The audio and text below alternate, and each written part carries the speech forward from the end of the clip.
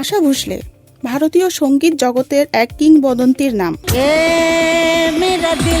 তিনি বহুমুখী কণ্ঠশিল্পী হিসেবে বলিউড, গজল, পপ, শাস্ত্রীয় এমনকি আন্তর্জাতিক সঙ্গীতেও অসাধারণ অবদান রেখেছেন।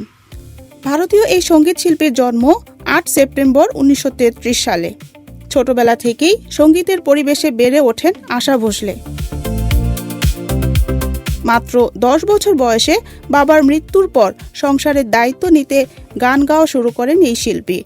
তিনি প্রথম দিকে অনেক সংগ্রাম করেছেন, কিন্তু ধীরে ধীরে নিজের স্বতন্ত্র কণ্ঠ দিয়ে বলিউডে শক্ত অবস্থান তৈরি করেন। ব্যক্তিগত জীবনে অনেক চ্যালেঞ্জের মুখোমুখি হয়েও তিনি কখনো হার মানেননি। তিনি রোমান্টিক, গজল, লোকগান সব ধরনের গানেই পারদর্শী ছিলেন।